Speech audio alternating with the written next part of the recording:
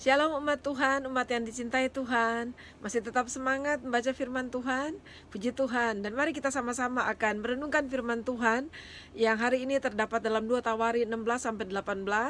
Dan pasal 16 masih tetap berbicara tentang Raja Asa. Dan kemarin kita sudah berbicara bahwa 35 tahun selama dia menjadi raja, kerajaan Yehuda itu tenang dan aman.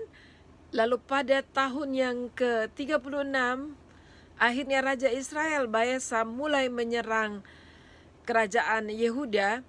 Dan dalam menanggapi itu, dikatakan di ayat yang kedua bahwa Raja Asa mengeluarkan emas perak dari perbendaharaan rumah Tuhan dan juga istana raja. Lalu kemudian mengirimkan itu kepada Raja Aram.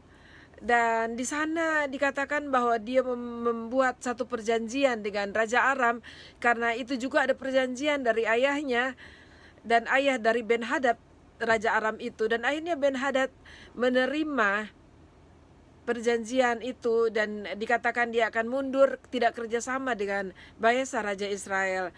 Lalu kemudian pada saat Baesa mengerti bahwa Raja Aram sudah menarik diri untuk berperang bersama-sama menghadapi Yehuda, lalu Baesa tidak lagi menyerbu orang Israel. Dan pada saat itu datanglah seorang nabi Tuhan, dikatakan pelihat. Pelihat itu mewakili nabi atau imam. Di ayat yang ke-7 dikatakan dia menyampaikan firman Tuhan, katanya, karena engkau bersandar kepada Raja Aram dan tidak bersandar kepada Tuhan Allahmu, oleh karena itu terluputlah tentara Raja Aram dari tanganmu. Bukankah tentara orang Ethiopia dan Libya besar jumlahnya, kereta dan orang berkudanya sangat banyak, namun Tuhan telah menyerahkan mereka ke dalam tanganmu karena engkau bersandar kepadanya. Karena mata Tuhan menjelajah seluruh bumi untuk melimpahkan kekuatannya kepada mereka yang bersungguh hati terhadap Dia. Dalam hal ini engkau telah berlaku bodoh, oleh sebab itu mulai sekarang ini engkau akan mengalami peperangan. Dan sayang sekali saudara. Dan kita tahu, tadi kita sudah membaca ayat yang ke-9, itu ayat yang cukup terkenal khususnya di bagian A. Dan sayang sekali bahwa Asa lebih menaruh pengharapan akan keamanan dan kedamaian itu. Dia melupakan apa yang Tuhan sudah lakukan bagi dia 35 tahun. Dan Tuhan katakan bahwa mulai dari saat itu dia akan mengalami peperangan. Dan Asa menjadi sakit hati dan kelihatannya kenyamanan itu telah merubah sikapnya. Di awal-awal dia memimpin menjadi raja, dikatakan dia orang yang hidup yang takut akan Tuhan dan dia sangat menghormati Tuhan. Tetapi di ayat yang ke-10 dikatakan di sini bahwa dia menjadi sakit hati karena perkataan dari Hanani itu. Lalu dia memasukkan hambanya ini ke dalam penjara. Dan bahkan dia menganiaya beberapa orang dari rakyat sehubungan dengan hal ini. Dan akhirnya Raja Asa mendapatkan sakit dan bahkan itu menjadi lebih parah, kakinya juga menjadi lebih parah. Dan bukannya dia mencari Tuhan, tapi dikatakan di dalam pembacaan kita bahwa dia tidak mencari Tuhan, dia tidak berteriak kepada Tuhan. Dan akhirnya dia juga tidak mendapatkan pertolongan karena dia mencari pertolongan atau dia menemui tabib-tabib yang kalau kita mau dibilang seperti dukun-dukun saudara ya.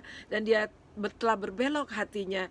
Nah, kita belajar dalam kehidupan memulai sesuatu dengan baik dan benar itu adalah awal yang baik dan itu sangat luar biasa. Tetapi yang paling penting bukan hanya awalnya, tapi kita juga mengakhirinya dengan baik. Sebab itu dalam segala hal termasuk kesetiaan kita, kerajinan kita, pelayanan kita, mari jangan hanya kita memimpikan atau melihat masa lalu kita, tetapi bagaimana kita mengatur hidup kita sehingga kita mengakhiri semua itu, kesetiaan kita, pelayanan kita, dan apapun yang kita lakukan di dalam kehidupan ini dengan setia dan dengan benar. Haleluya. Dan kita masuk kepada pasal yang ke-17. Di situ berbicara tentang Raja Yosafat. Dan satu perkara yang saya belajar dari Raja Yosafat bahwa memang tidak selalu kalau kita memiliki orang tua yang pada akhir hidupnya dia tidak sungguh-sungguh di dalam Tuhan, lalu anaknya juga akan terhilang. Karena iman kita kepada Tuhan itu adalah pilihan, adalah keputusan kita. Kita melihat maka Yosafat anaknya menjadi raja menggantikan dia, yaitu Raja Asa sebagai pemimpin Israel, ia memperkuat dirinya dan dia menempatkan tentara untuk memperkuat kubu Yehuda dan juga daerah-daerah wilayah-wilayah yang berada di bawah penguasaan Yehuda. Dan di situ dikatakan ayat yang ketiga, dan Tuhan menyertai Yosafat karena ia hidup mengikuti jejak yang dahulu dari Daud bapa leluhurnya dan tidak mencari Baal-Baal, melainkan mencari Allah ayahnya. Ia hidup menurut perintah-perintahnya dan tidak berbuat seperti Israel. Dan ini adalah satu perbedaan yang sangat-sangat jelas antara Israel dengan kerajaan Yehuda. Walaupun tidak sempurna semua raja-raja yang ada di kerajaan Yehuda, tetapi paling tidak mereka masih tetap mempercayai Tuhan. Dan kita melihat di ayat yang kelima, firman Tuhan katakan, oleh sebab itu Tuhan mengokohkan kerajaan yang ada di bawah kekuasaannya. Seluruh Yehuda memberikan persembahan kepada Yosafat sehingga ia menjadi kaya dan sangat terhormat, luar biasa. Dan Yosafat juga menjauhkan segala bentuk-bentuk penyembahan berhala dan bahkan semua berhala-berhala. Dan dia juga adalah raja yang memperhatikan pendidikan. Di ayat yang ke-9 dikatakan mereka memberikan pelajaran di Yehuda dengan membawa kitab Taurat Tuhan. Dan Tuhan sangat suka dengan sikap orang yang mengutamakan firman. Dan mereka mengelilingi semua kota di Yehuda sambil mengajar rakyat. Ayat 10 dan 11 saya rasa penting untuk kita ingat lagi dan kita baca dan dengar lagi. Ketakutan yang dari Tuhan menimpa semua kerajaan di negeri-negeri sekeliling Yehuda sehingga mereka tidak berani berperang melawan Yosafat. Luar biasa kan saudara ya. Dari antara orang-orang Filistin ada yang membawa kepada Yosafat persembahan dan perak sebagai upeti. Juga orang-orang Arab membawa kepadanya kambing domba, kambing jantan 7.700 ekor dan domba jantan 7.700 ekor. Wah, luar biasa. Kita nggak bisa bayangkan bagaimana mereka menggiring ya kambing domba itu. Yosafat makin lama makin kuat, menjadi luar biasa kuat. Dan berkat Tuhan itu ada bagi orang-orang yang setia kepada Tuhan. Pada waktunya saudara, kita akan melihat bahwa orang benar, orang yang setia kepada Tuhan itu pasti diberkati oleh Tuhan. Kalaupun tidak kelihatan di dalam mata manusia, tapi berkat Tuhan yang lain juga akan menyertai kehidupan orang-orang yang sungguh percaya dan hidup benar di dalam Tuhan.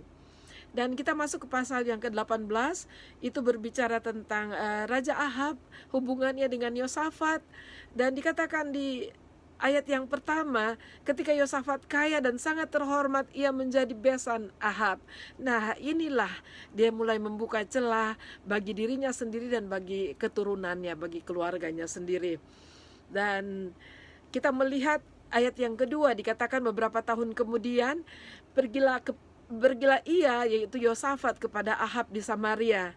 Dan karena besanan ini akhirnya dia pergi ke Samaria. Dan saudara, dari Yerusalem dia ke Samaria itu turun ke bawah ya.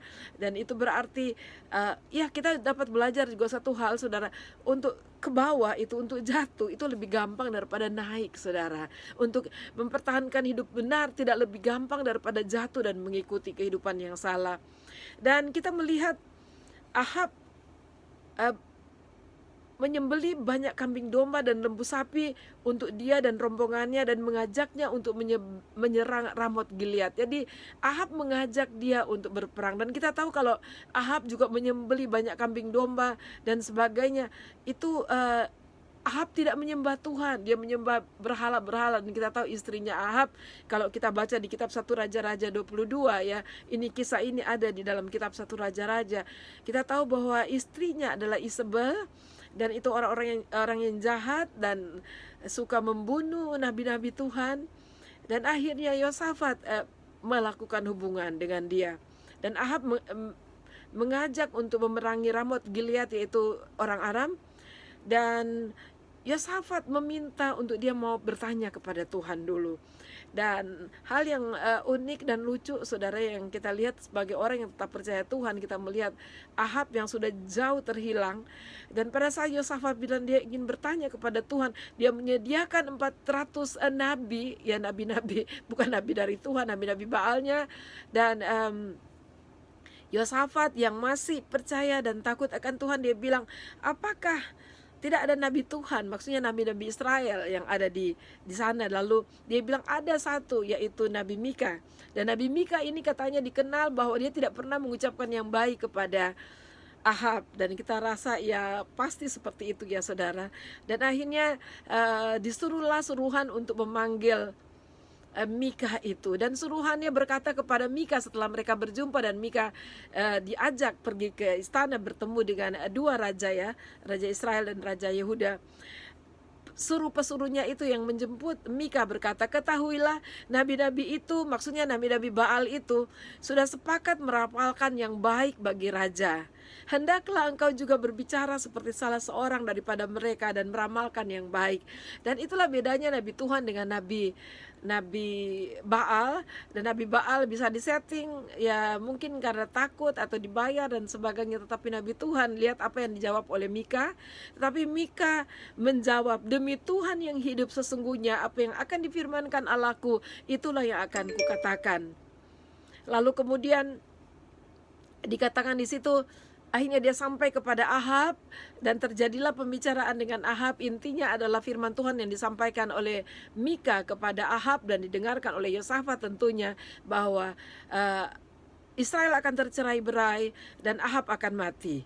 Dan mereka tetap pergi berperang, dan terjadilah cerita yang agak juga menggelikan bahwa Ahab memberikan baju kebesarannya kepada Yosafat, dan Yosafat itu baik. Saya kurang tahu apakah dia tidak berpikir jauh, tapi dia memakai baju kebesaran dari Raja Ahab. Tetapi di pihak Raja Aram, bahwa mereka raja sudah menetapkan bahwa jangan membunuh atau membinasakan rakyatnya, tetapi carilah satu yang harus ditargetkan, yaitu Raja Ahab, Raja Israel. Dan sudah sempat akhirnya Yosafat dikejar, tetapi pada saat akhirnya terlihat bahwa itu bukan Raja Ahab, lalu pasukannya mundur, dan kenalah di ayat-ayat terakhir dikatakan bahwa ada pemanah yang asal memanah begitu aja, dan kenalah di antara celah-celah dari baju kebesarannya, baju anti perangnya ya, anti baju perangnya. Dan saudara, dan akhirnya kita akan melihat ceritanya tentang Raja Yosafat besok saudara. Dan kita melihat apa yang terjadi, dan yang pasti kalau Tuhan sudah bilang bahwa Raja Ahab akan mati, bahwa dia pasti akan mati. Seperti kita tahu memang semua akan mati, tetapi apa yang dikatakan firman Tuhan itu tidak perlu waktu yang lama, tapi Tuhan betul-betul akan membuktikan. Dan kita akan sama-sama berjumpa lagi di hari esok dengan pembahasan di pasal-pasal yang berikutnya. Tetap semangat baca firman Tuhan. Tuhan Yesus memberkati.